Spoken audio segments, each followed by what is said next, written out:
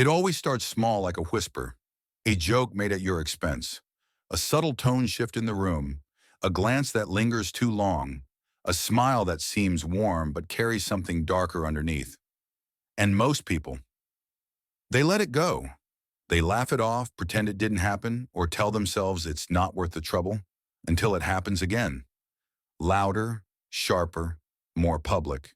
And by the time they feel the need to respond, it's too late. Because here's the truth, when you ignore disrespect, you're not neutralizing it, you're approving it. Machiavelli understood this before anyone else. In a world ruled by power, image, and dominance, he knew one thing. Respect isn't something you earn with time or kindness, it's something you enforce the moment it's tested. See, when someone disrespects you, your reaction doesn't just affect that moment. It shapes how everyone else watching decides to treat you moving forward. Because most disrespect isn't personal, at first it's a test. And if you fail that test, you're not just seen as weak. You're seen as safe. Safe to push, safe to ignore, safe to try again and again. That's why when disrespect happens, you can't delay. You don't handle it later. Not in theory. Not when you're calm. You handle it now, but not by blowing up or lashing out. You go quiet but not passive. You don't check out. You check in strategically. Here's the first Machiavellian law for dealing with disrespect. The person who reacts emotionally loses status, but the one who withdraws with calculation becomes unpredictable. And unpredictable people, they're dangerous because unpredictability breeds fear. Silence doesn't mean you're ignoring what happened. It means you're cutting the energy flow. You don't fake laugh. You don't play dumb. You don't overshare how it made you feel. You go still. Let them feel the absence in your expression, in your body language, in your refusal to feed the moment. It's a hard pause, a silence that throws off their rhythm, a black hole in the middle of a conversation they thought they controlled. And that's the trick. Disrespect only works when it gets a reaction, a laugh, a defense, a smile, something that says, yes, you still have power here. But if you meet it with cold stillness, they feel it. The energy shifts. The moment exposes itself for what it really is, a weak, desperate play for control. And that's when they start to panic. Machiavelli never struck first. He watched. He waited. He let people grow bold, thinking they were untouchable until they weren't. And when he moved, it was never with apology, only precision. So here's your next move. Mirror the disrespect back at them.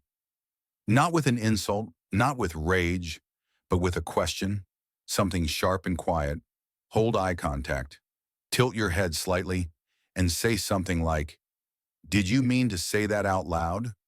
Or you sure you want to repeat that?" Or even that sounded personal. You want to clarify before I respond. Those words, they're not defenses, they're scalpels. You're not just calling them out, you're inviting them to double down on record. And most won't, because most people who disrespect you aren't actually brave. They're opportunists. They test limits to see who will push back. And when you answer with calm tension and icy clarity, they hesitate. They start to doubt themselves. And that's exactly what you want. Not drama, not revenge, doubt. Because when people start doubting themselves around you, you don't need to demand respect. You become it. Now here's where it gets interesting, because most people can handle one confrontation, one moment of tension, but what they can't handle is consistency. You can check someone once and they'll back off, temporarily. But if they sense even a crack in the door, if you get soft again, if you let it slide, the next time they'll test it again. Subtler, smarter, quieter. That's why your next move is critical. Reframe the relationship immediately. You don't go back to normal. You don't act like nothing happened. You don't return to warmth. You draw a new line in how you speak and how available you are in the energy you give them. And once it's drawn, you do not cross it again. Machiavelli knew the power of public consequence. He wrote that punishment, when timed right and justified, doesn't just end a threat, it teaches the room. So if the disrespect happened in front of others, your response doesn't need to be loud. It just needs to echo. Pull back. Speak differently. Turn down the warmth. Don't accept invitations. Don't explain your mood. Let them feel the shift without needing to name it. Because this is how real respect works. It's not earned through dominance. It's built through principle, through consistency, through lines that don't move once crossed. You've now sent a signal not just to them, but to everyone else watching. I'm not available for that kind of interaction. I'm not going to explain it or debate it or pretend it didn't matter. I'm going to disappear from that dynamic, and if that makes you uncomfortable, good. That one act, your quiet refusal to return to comfort, shifts the social current around you. People take notice. They adjust.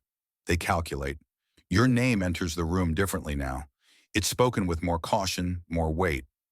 Because they've seen it, when disrespect hits, you don't flinch. You respond. Not with chaos, with clarity. And that's the person no one wants to play games with, not the loudest, not the most intimidating, but the one who's ready every time it happens. The one who makes no scene but ends the game before it begins. This is how you cut the pattern before it spirals. Not with ego, not with anger, but with something much more unsettling: discipline, distance, and command. Because disrespect isn't just an isolated moment. It's a test, a signal, a flick to see how far someone can push you before you push back. And if you let one slide, just one joke masked as humor, one backhanded compliment, one subtle dig, you've taught the whole room exactly what your silence is worth. And here's what Machiavelli would tell you. Once people see you as easy to cross, regaining control takes twice the effort. Every inch they took the first time becomes a mile next time. So after you've gone quiet, called it out with composure, and withdrawn your energy, what comes next is just as important as your first move. Because people will test you again, not the same way, but in new, quieter ways. They'll joke again, this time with a smile. They'll exclude you from something, then pretend it was an oversight. They'll throw a little jab just to see if you flinch. And that's your next move: reinforce the frame with disproportionate consequence. This is where most people hesitate. They worry that going too far makes them look petty or dramatic. But Machiavelli didn't believe in fairness. He believed in effectiveness. And he knew something most people refuse to admit. If the punishment matches the offense, it's forgettable. But if it's greater, it becomes unforgettable. You're not overreacting. You're not being emotional. You're sending a signal. One they'll remember, one the room will remember. A message that says clearly, you don't get to play with me twice. So when they try again, even if it's subtle, you go colder, not louder. If it was public, your response is too. But again, strategically. Not with insults, not with drama. With clean rejection, social silence, calculated presence. They say something snarky. You pause, look them directly in the eye. And instead of replying, you respond to someone else. They ask a question. One-word answer. No follow-up. You redirect the conversation. They try to warm back up to you. You give them the social equivalent of a closed door, polite but distant, sharp but emotionless. This isn't about aggression. It's about removal. You're not trying to win. You're showing them something far more chilling: they've lost access. And here's the part no one warns you about. That's what hurts the most. Not being insulted, being ignored by someone who used to acknowledge them, being locked out of your energy, your time, your attention. And this is where most people fail. They want to be liked. They want to be the bigger person. They want peace so badly they trade it for self-respect. But Machiavelli would smirk at that. Because respect doesn't come from forgiveness. It comes from consequence. Not loud, messy consequence, but quiet, surgical consequence that lands like a scalpel, not a hammer. And here's where your real leverage kicks in. People are watching. Always. They saw the disrespect. They saw your first response. And now they're watching to see if you'll revert, if you'll soften, if you really meant what your silence said. This is your moment to recast your image. Because according to Machiavelli, image is more powerful than truth.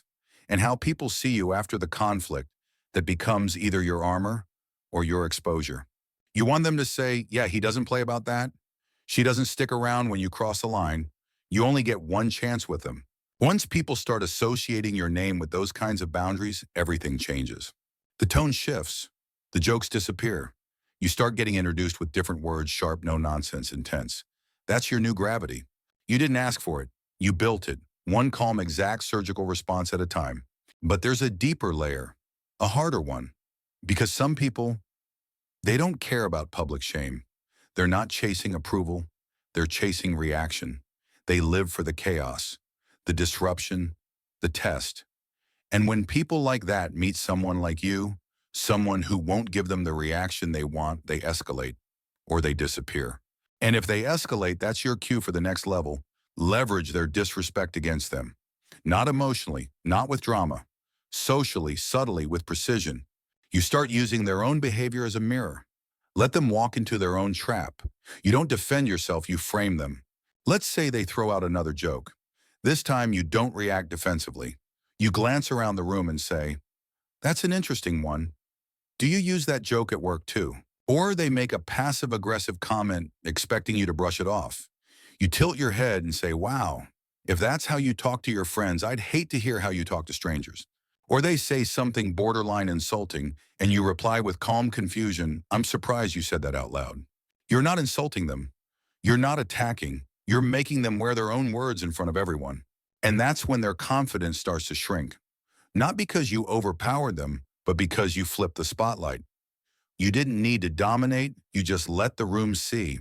This is Machiavellian retaliation. Not loud, not fast, but measured, targeted, executed with such calm precision, they don't even realize they've been cornered.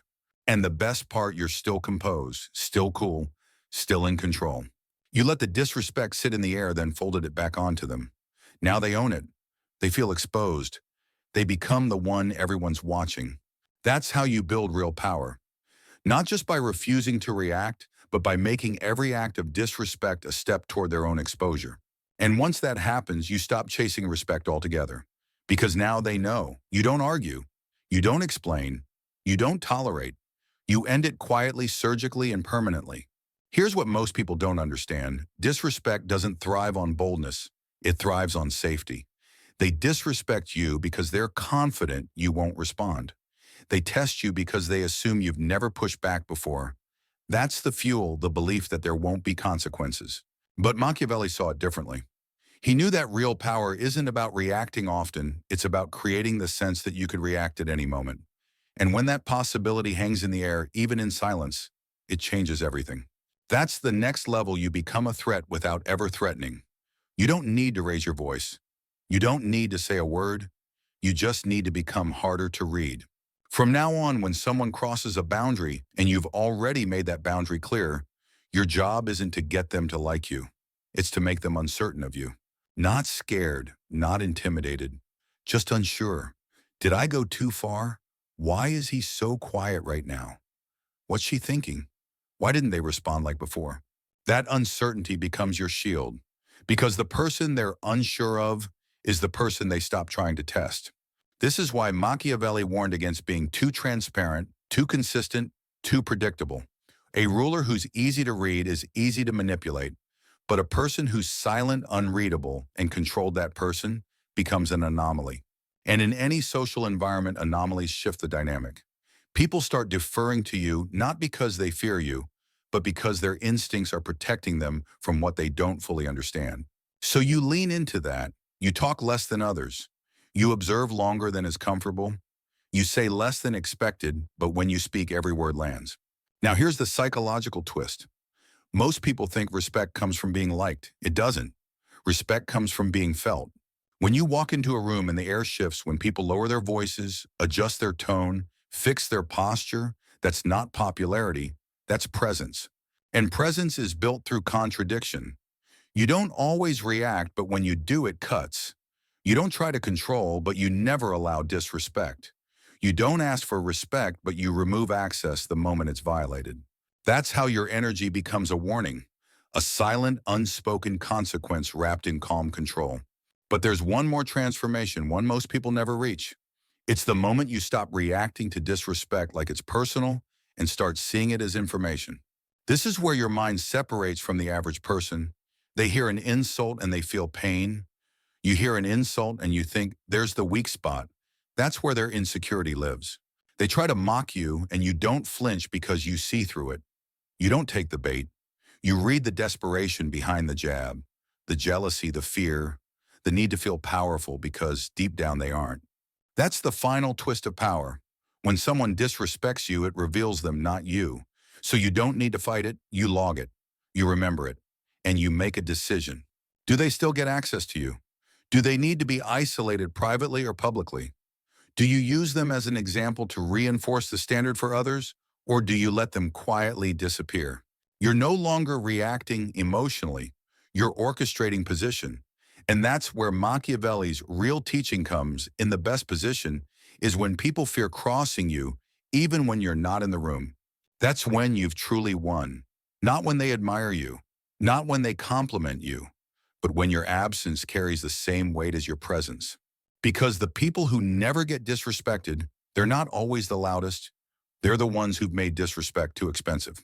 Not through rage, not through revenge, but through disciplined silence, disproportionate consequence, and unapologetic self-enforcement. You're not playing the social game anymore.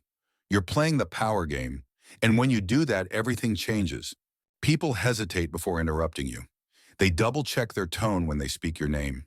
They recalibrate their energy around you, not because you ask them to, but because your energy now demands it.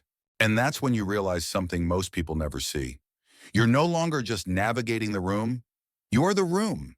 Now here comes Machiavelli's most brutal truth. Men must be either respected or eliminated. In modern terms, either they understand your value or they lose access to it. It's not about revenge, it's about consequence without drama. The ones who disrespected you once learned and never did it again. They're not the problem, they're the lesson. But the ones who keep doing it subtly, repeatedly, manipulatively, those are the ones you don't confront. You vanish from their world. Or worse for them, you rise while they fade. Quietly, consistently, powerfully. Because in silence you exposed them, and in distance you reminded them they were never close. They were just being tolerated. Once you make this shift, everything about how you move in the world changes. You no longer try to be liked. You no longer feel the need to explain yourself. You don't respond to indirect jabs. You don't argue to prove you're the bigger person. Because now you've realized something Machiavelli understood centuries ago. You never have to defend what you won't allow to be touched. They can't disrespect you if they can't reach you. They can't undermine you if you never relied on their approval. They can't provoke you if your silence makes them question their own status. This is the apex of psychological dominance, not cruelty, not pride, control. Control over what you respond to. Control over what energy you return. Control over who even gets to witness your reaction in the first place. That's how kings moved in Machiavelli's world. And that's how you move in yours. Not with volume, not with emotion, but with a presence so measured, so still, so deliberate that after one violation, no one forgets. Because when it happens again, you don't explode, you don't retreat, you don't chase, you disappear. And that absence, it will echo louder than any comeback ever could. Now comes the final move, the moment when someone who disrespected you realizes they made a mistake. And here's the question that defines everything. What do you do then? You don't punish them. You don't forgive them.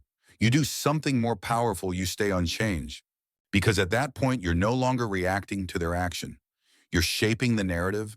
You're sculpting perception. You're deciding who they become in the aftermath, and more importantly, who you become. Here's the Machiavellian twist. Mercy can be more terrifying than punishment, because mercy without warmth sends a colder message than silence ever could. It says, you are no longer a threat to me. You've enforced your boundary. You've withdrawn your energy. You've stood still in the silence and let it echo.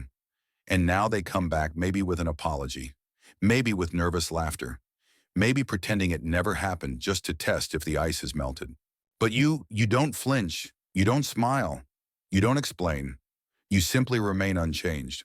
No bitterness, no resentment, no explanation, just quiet distance.